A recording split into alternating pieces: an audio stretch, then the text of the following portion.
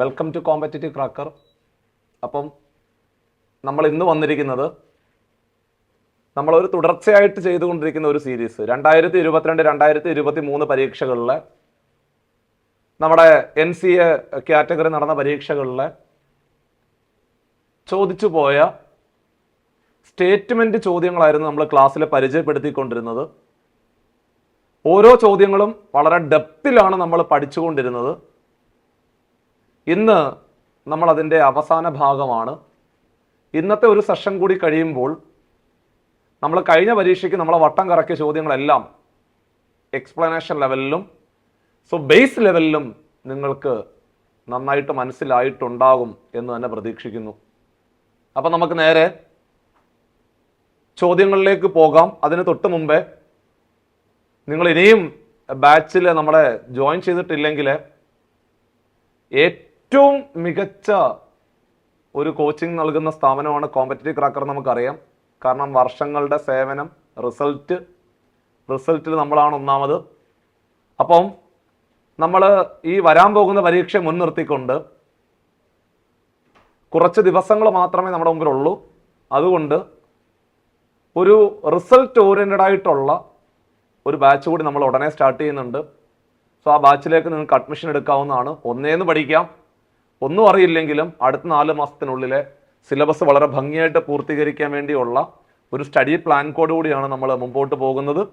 നിങ്ങൾക്ക് ബാച്ചിൽ ജോയിൻ ചെയ്യാവുന്നതാണ്. ആ കാണുന്ന നമ്പറിലെ കോൺടാക്ട് ചെയ്യാവുന്നതാണ്. എല്ലാം അവൈലബിൾ ആണ്. അപ്പം നമുക്ക് നേരെ ചോദ്യത്തിലേക്ക് പോകാം. വളരെ സിമ്പിളായിട്ടുള്ളൊരു ചോദ്യമാണ് ചോദിച്ചിരിക്കുന്നത്. ഇത് നമ്മുടെ LPയുടെ പരീക്ഷയ്ക്ക് ചോദിച്ച ചോദ്യമാണ്. 2023 വർഷം, കഴിഞ്ഞ വർഷം നമ്മുടെ LP പരീക്ഷ എഴുതിയപ്പോൾ കണ്ട ചോദ്യമാണ്. എടാ മക്കളെ, ചുവടെ 2 സൂത്രവാക്യങ്ങൾ നൽകിയിട്ടുണ്ട്, 2 ഇക്വേഷൻ. ഒന്ന് ഭിന്നസംഖ്യകളുടെ HCF കണ്ടുപിടിക്കാനും രണ്ടാമത്തത് ഭിന്നസംഖ്യകളുടെ LCM കണ്ടുപിടിക്കാനുള്ള 2 ഇക്വേഷനാണ് നൽകിയിരിക്കുന്നത്. ഇതിനകത്ത് ഏതാണ് ശരിയായത് എന്നാണ് ചോദ്യം. ഞാൻ നേരത്തെ പറഞ്ഞു തന്നു, ഭിന്നസംഖ്യ എന്ന് പറഞ്ഞാൽ മുകളിൽ എഴുതുന്ന സംഖ്യ നമ്മൾ പറയുന്ന പേര് അംശമെന്നും താഴെ എഴുതുന്ന സംഖ്യ പറയുന്ന പേര് ഛേദം എന്നുമാണ്.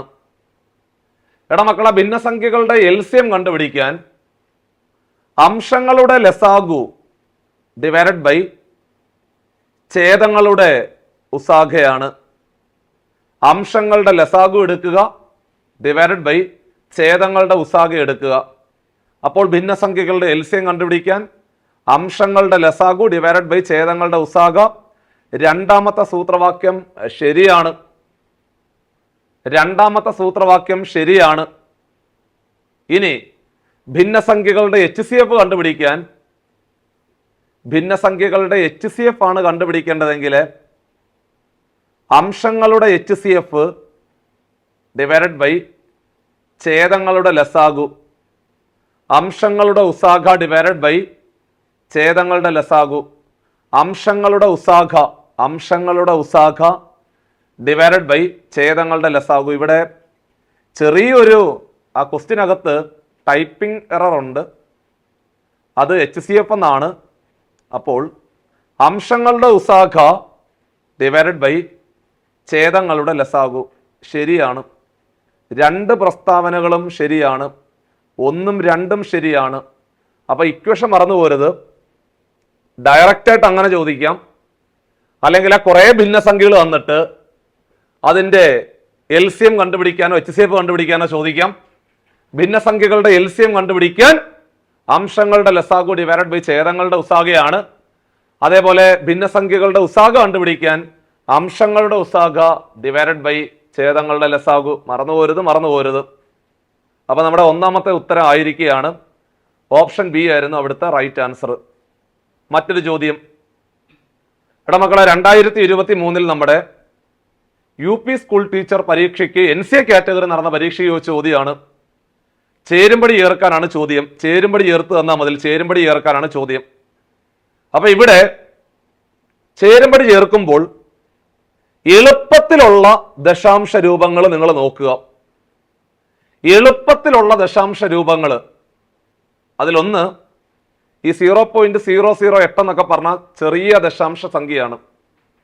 അതൊക്കെ നമുക്ക് പെട്ടെന്ന് ചെയ്തെടുക്കാൻ പറ്റും. അപ്പൊ നമുക്ക് അതാദ്യം അങ്ങ് ചെയ്യാം. അതായത് 0.008 എന്ന് കേട്ടാൽ നമുക്ക് പറയാം 0.008 എന്ന് പറഞ്ഞു കഴിഞ്ഞാല് എടാ 3 ദശാംശ സ്ഥാനമാണ്. 3 ദശാംശ സ്ഥാനം ഉണ്ടെങ്കിൽ അതിന്റെ അർത്ഥം 1000 കൊണ്ട് ഹരിച്ചിരിക്കുന്നു എന്നാണ് അർത്ഥം. ഒരു സംഖ്യക്ക് 3 ദശാംശ സ്ഥാനം ഉണ്ടെങ്കിൽ അതിന്റെ അർത്ഥം 1000 കൊണ്ട് ഹരിച്ചിരിക്കുന്നു. 2 ദശാംശ സ്ഥാനമാണെങ്കിൽ 100 കൊണ്ട് ഹരിച്ചിരിക്കുന്നു. 1 ദശാംശ സ്ഥാനമേ ഉള്ളെങ്കിൽ ആ സംഖ്യ 10 കൊണ്ട് ഹരിച്ചിരിക്കുന്നു എന്നാണ് അർത്ഥം. അതായത് 4/10 എന്ന് പറഞ്ഞാൽ അതിന്റെ അർത്ഥം 0.4, അല്ലെങ്കിൽ 0.7 എന്ന് പറഞ്ഞ അർത്ഥം 7/10, 0.23 എന്ന് പറഞ്ഞ അർത്ഥം 23/100, 0.785 എന്ന് പറഞ്ഞാൽ 785/1000. അപ്പോൾ ഒരു സംഖ്യക്ക് 3 ദശാംശ സ്ഥാനം ആയതുകൊണ്ട് അതിന്റെ അർത്ഥം 1000 കൊണ്ട് ഹരിച്ചിരിക്കുന്നു എന്നാണ് അർത്ഥം. അപ്പോൾ 0.008 എന്ന് കണ്ടാൽ 8/1000 എന്ന് എഴുതാം. വെട്ടി ചെറുതാക്കാം. 8ഉം 1000ഉം കൂടെ വെട്ടാം. 8 കൊണ്ട് വെട്ടാം. എടാ ഒരു സംഖ്യ 8 കൊണ്ട് വെട്ടുക എന്ന് പറഞ്ഞ അർത്ഥം 8 കൊണ്ട് ഹരിക്കുക. 8 കൊണ്ട് വെട്ടുക എന്ന് പറഞ്ഞ അർത്ഥം 8 കൊണ്ട് ഹരിക്കുക. 8നെ 8 കൊണ്ട് ഹരിച്ച 1 ആണ്. അതേപോലെ 1000നെയും കൂടി 8 കൊണ്ടൊന്ന് ഹരിച്ചേക്കുക. 1000നെ 8 കൊണ്ട് ഹരിക്കാം. 1 8 8, 2 0, 2 8 16, ശിഷ്ടം 4 0, 5 8 40, 125 വരും താഴെ. അപ്പോൾ ഇവിടെ നമ്മൾ ഇപ്പൊ ചെയ്ത് ഒന്നുകൂടെ പറയുന്നു, ശ്രദ്ധിച്ച് കേൾക്കുക. 8 കൊണ്ടാണ് വെട്ടിയത്. 8നെ 8 കൊണ്ട് ഹരിച്ച 1 ആണ്. 1000നെ 8 കൊണ്ട് ഹരിച്ച 125. അപ്പൊ 0.008 എന്ന് പറഞ്ഞാൽ 1/125 ആണെന്ന് മനസ്സിലായി. 1/125, 1/125 ആണ്. അപ്പോൾ രണ്ടാമത്തെ സംഖ്യയായ 0.008 എന്ന് പറഞ്ഞാൽ അപ്പുറത്തതിനകത്ത് ലാസ്റ്റ് ആണ് കേട്ടോ. അതായത് 2 എന്ന് പറയുന്നത് 10 ആണ്. 2 10, 2 10, 2 10, 2 10 വരുന്ന ഓപ്ഷൻ. ഇവിടെ പറയുന്നത് 2 8 എന്നാണ് പറയുന്നത്, അതല്ല. 2 9 ആണ് പറയുന്നത്, അതുമല്ല. രണ്ടാമത്തത് 7 ആണ് പറയുന്നത്, അതുമല്ല. രണ്ടാമത്തത് 10 ആണ്, ഓപ്ഷൻ ഡി ആണ്. 2-3 സെക്കൻഡ് കൊണ്ട് ആൻസർ കിട്ടും. ഓപ്ഷൻ ഡി ആയിരുന്നു അവിടുത്തെ റൈറ്റ് ആൻസർ. ഇങ്ങനെയാണ് ചെയ്യേണ്ടത്. പെട്ടെന്ന് കാണുന്നത് പിടിക്കണം. പെട്ടെന്ന് കാണുന്ന ദശാംശ രൂപം പിടിച്ചിട്ട് ചെയ്തു നോക്കുക. ഇപ്പൊ ഇവിടെ ഒന്നിലധികം ഓപ്ഷൻ ഉണ്ടായിരുന്നുവെങ്കിൽ, അങ്ങനെ ഉൾപ്പെടുത്താറില്ല, അങ്ങനെ ഉണ്ടെങ്കിൽ നിങ്ങൾ 0.0016 കൂടി ചെയ്തു നോക്കണം. എളുപ്പമല്ലേ? 4 ദശാംശ രൂപമല്ലേ? അല്ലെങ്കിൽ ഇതല്ലേ ചെയ്യുന്ന കുറച്ചും കൂടി എളുപ്പം? കാരണം 25 ആകുമ്പോൾ പെട്ടെന്ന് കിട്ടും. 3 ദശാംശ സംഖ്യയല്ലേ ഉള്ളൂ, 3 എണ്ണമേ ഉള്ളൂ. അപ്പോൾ 25/1000 എന്ന് വരും. വെട്ടിച്ചെറുതാക്കുവാണെങ്കിൽ 25 കൊണ്ട് വെട്ടാം. 1000നെ 25 കൊണ്ട് വെട്ടിയാൽ 1000നെ 25 കൊണ്ട് ഹരിച്ച 40 വരും. 25നെ 25 കൊണ്ട് ഹരിച്ച 1 ആണ്. 1000നെ 25 കൊണ്ട് ഹരിച്ച 40 വരും. 1/40 വരും. അതായത് 4 എന്ന് പറയുന്ന കോളം 1-ലെ ആളും അപ്പുറത്തെ കോളത്തിലെ 7ഉം സെയിം ആണ്. കണ്ടോ? 4 7, 4 7. അങ്ങനെ ചെയ്ത് നോക്കിയാൽ മതിയാവും. അപ്പോൾ ഈ ചോദ്യത്തിന്റെ ഉത്തരം ഓപ്ഷൻ ഡി ആയിരുന്നു റൈറ്റ് ആൻസർ. ഇതാണ് നമ്മുടെ NCA കാറ്റഗറി പരീക്ഷയ്ക്ക് ചോദിച്ച ചോദ്യം.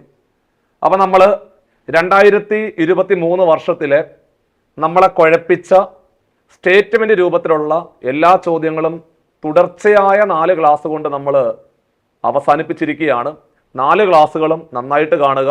ഈ 4 ക്ലാസ്സുകൾ നിങ്ങൾ കൃത്യമായിട്ട് കണ്ട് കൃത്യമായിട്ട് നോട്ട് എടുക്കുകയാണെന്നുണ്ടെങ്കിൽ ഈ വരാൻ പോകുന്ന നമ്മുടെ പരീക്ഷയ്ക്ക് സ്റ്റേറ്റ്മെന്റ് രൂപത്തിലുള്ള ചോദ്യങ്ങൾ നിങ്ങൾക്ക് പെട്ടെന്ന് ആൻസറിലേക്ക് എത്താൻ സാധിക്കും. വീഡിയോ ഉപകാരപ്പെട്ടു എന്ന് പ്രതീക്ഷിക്കുന്നു. നിങ്ങളുടെ ഫ്രണ്ട്സിലേക്ക് നിങ്ങളിത് ഷെയർ ചെയ്തെത്തിക്കുക. സോ ഇവിടെ നമ്മൾ 4 ഭാഗങ്ങളും പൂർത്തിയാക്കിയിരിക്കുകയാണ്. സോ 2024 പരീക്ഷയ്ക്ക് നിങ്ങൾക്ക് ഒരുപാട് ഉപകാരപ്പെടുന്ന വീഡിയോ ആണ്.